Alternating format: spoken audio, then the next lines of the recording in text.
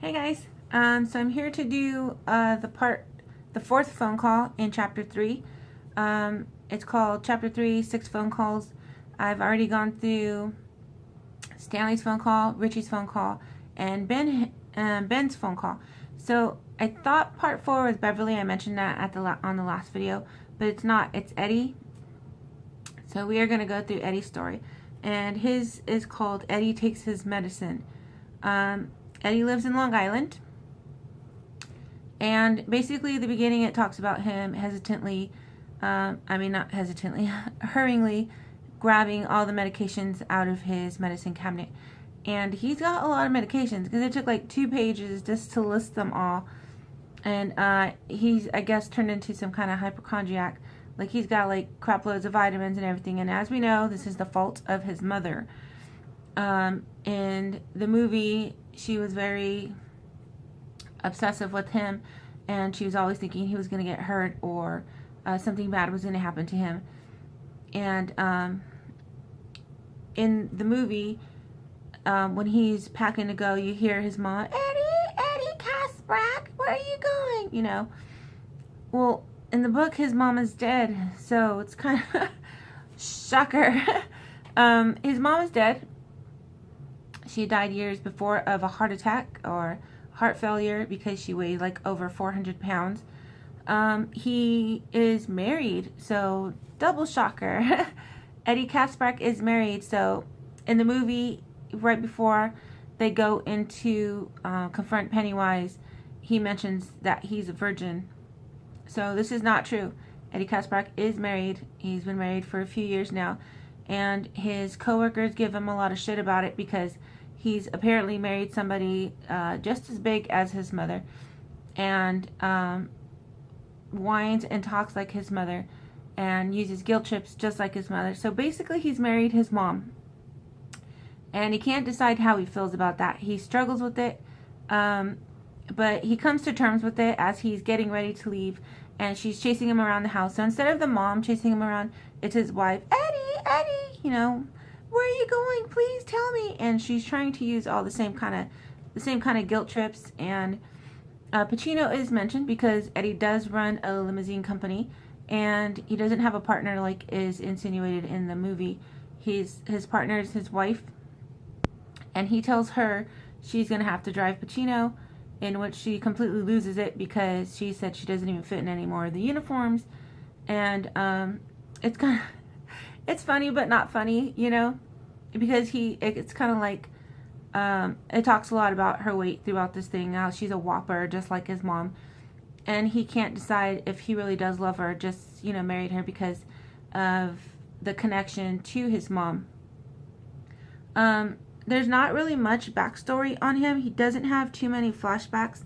He just one thing that's interesting to note is as he's packing everything he picks up and everything he's going to put in his bag, his suit, his clothes, his shoes, he hears his mom.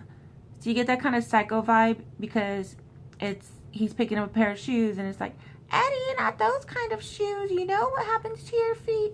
So that kind of stuff. So he's got a little bit, it's like psycho, you know, a sense about it. And as he's getting ready to leave, and his wife is now in full tears and she's unable to keep him from going, he wants to give her information, but he doesn't want to scare her, and he himself is not quite sure what to even tell her because he's not having as many flashbacks as the others had of certain instances. He just feels really afraid, and like I said, he wasn't really sure until he was about to leave if he loved his wife or not. And yes, he did love his wife, and he loved her for her and not for the fact that she looked and acted like his mother. And a lot of the flashback that he was having, unlike the others, wasn't really about the group. It was about his mom and how his mom kind of treated him and was obsessive about him. It goes into this little story about how they were in a drugstore, and I know that there's a lot, like at Walmart, you have the high blood pressure machine. Well, this one was kind of like for your feet. You could look into the goggles they had, and it would x-ray your feet so you could see what kind of shoe was perfect for you. And when she saw that, I think Eddie was maybe like 4 or 5, she saw he was looking at his feet. She threw everything she had in her hands and picked him up and started screaming at everybody that they, basically were going to murder her son because now he was going to die of cancer since he used an x-ray. And Eddie had spent the whole night wondering what cancer was and if he was going to die from it, and cried all night long. So you see like this little 4 or 5-year-old Eddie crying because he's afraid he's going to die of cancer. So his flashbacks are more of his mom, and he's getting a lot of anxiety. He's constantly puffing on his asthma inhaler, and he finally is able to break away from his wife, and he tells her he loves her and he'll try to come back to her if it's possible, which of course she loses it, and he leaves her behind on the steps and drives away. And he hits a train. He doesn't hit a train. He gets on a train and kind of falls asleep, and he's in this light doze. And when he wakes up, he's terrified because he does have kind of a this kind of popped over. So it kind of did pull him out of the thing, and he does have a little bit of an attack. It's like Eddie's chest surged and pulled. He groped for the aspirator. He found it and pointed it down his throat and pulled the trigger.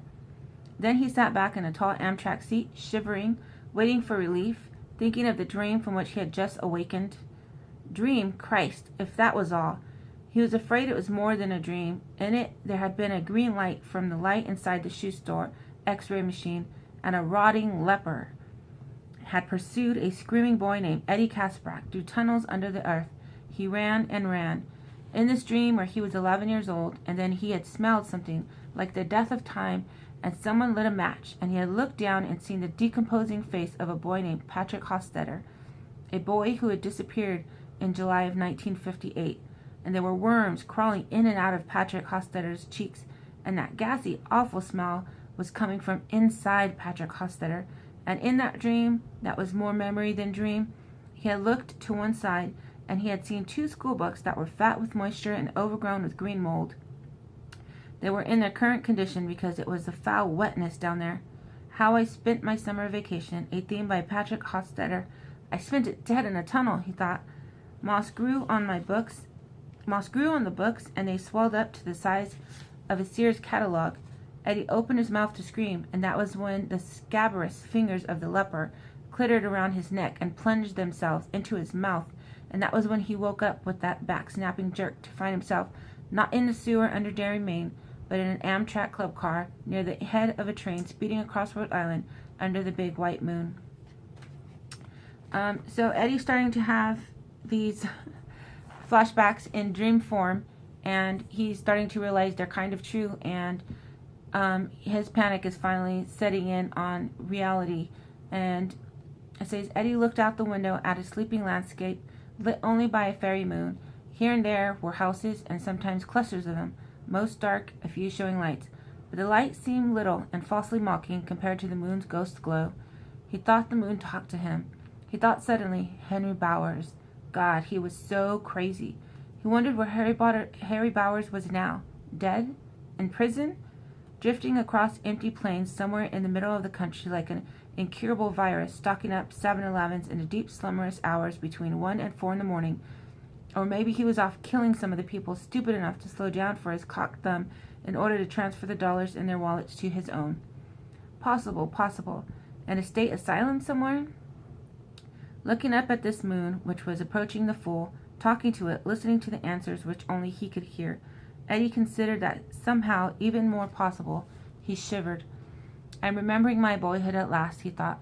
I'm remembering how I spent my summer vacation in that dim, dead year of 1958. He sensed that now he could fix upon almost any scene from that summer he wanted to, but he did not want to. Oh God, if he could only forget it all again. So we leave Eddie on the train, and he is speeding his way to Derry, and he's finally remembering everything. And that is the story of Eddie Kasprak, his adult life anyways. He's married. His wife's name is Myra, and he's not sure he loved her, but he's definitely sure of that now that he's thinking he may never come back to her. And there you go. Eddie Kasprak takes his medicines.